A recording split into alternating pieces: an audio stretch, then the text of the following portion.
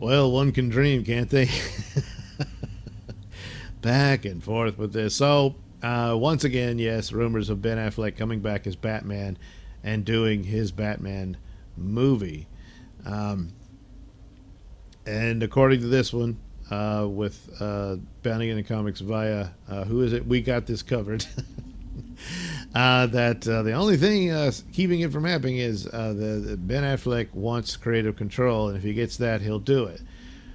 Well, then I think this is probably, if this is true, it's a done deal. Earlier on, it was rumors floating around that he had signed a deal to reprise his role as Batman, and then the official announcement came out that yes, he'll be Batman in the Flash movie. So then that you come to the conclusions is, oh, that must have been what it was all about. And as far as his Batman versus Deathstroke movie, they weren't going to go back to that.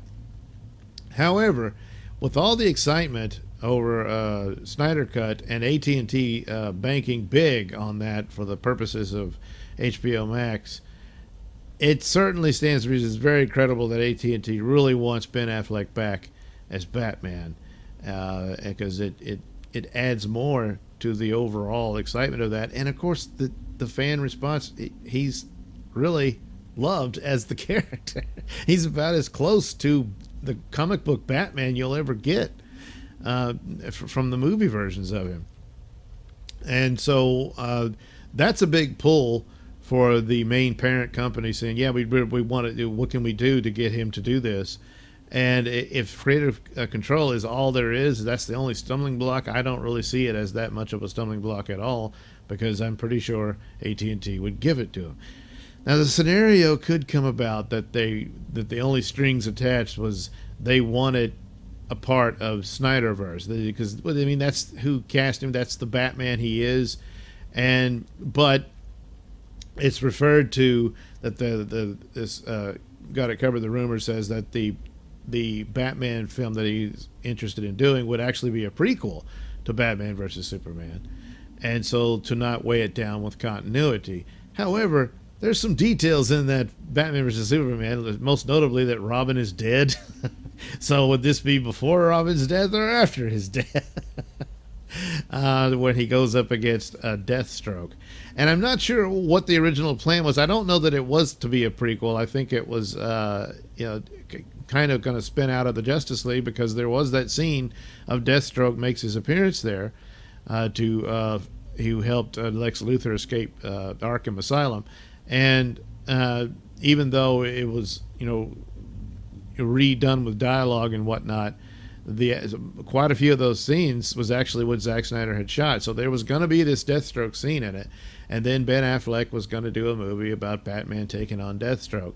And I don't know what all at the time was that going to be weaved in with the overall narrative established going forward with Batman vs. Superman and Justice League in the original plan.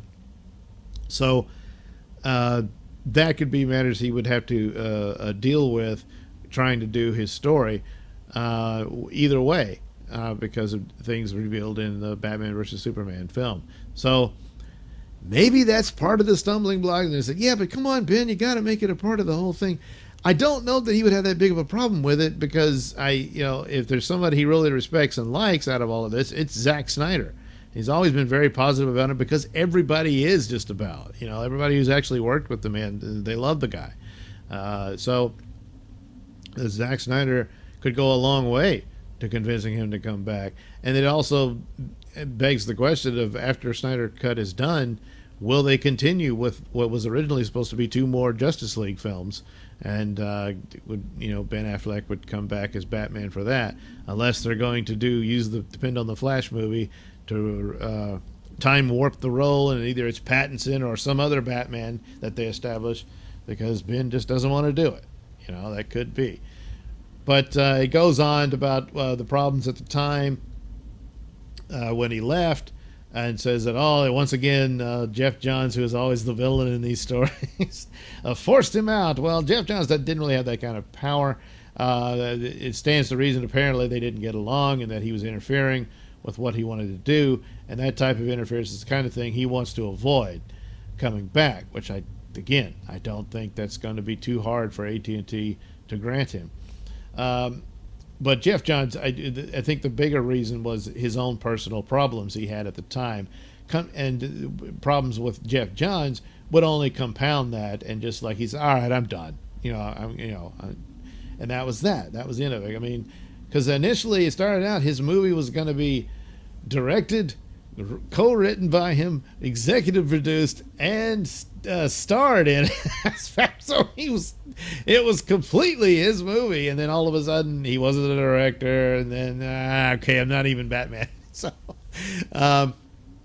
and that was it, and the result was now the Matt Reeves Batman film. So I guess he'll have to come up with a different title for his if he comes back.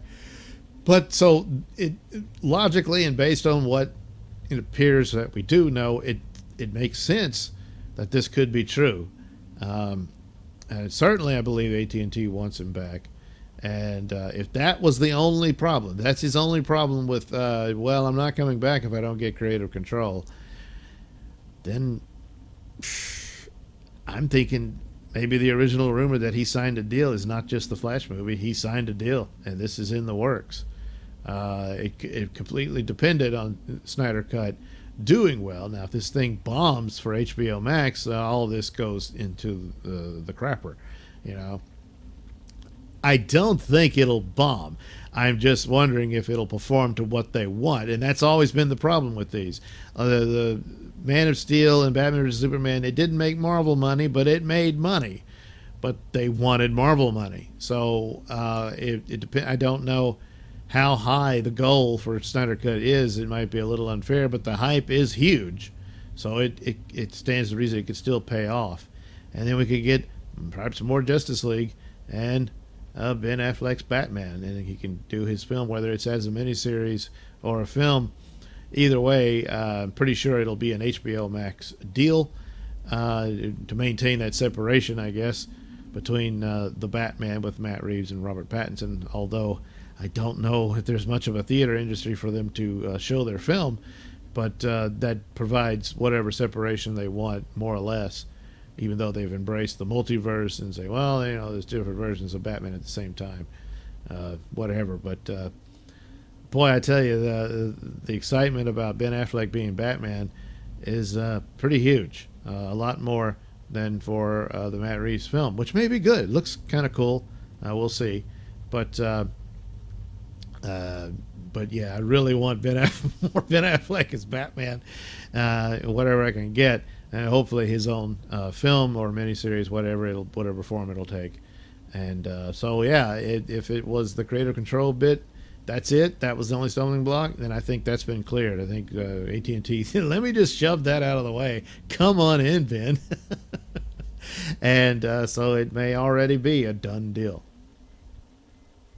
All right. Thank you for watching and listening. Why not like and subscribe and check out that link description below. That'll take you to my mini stores and have plenty of goodies for you. Hats, mugs, stickers, posters, all that goody stuff. Plus, you can head over to indieplanet.com and pick up a copy of my comic book Night Night. Oh, yeah.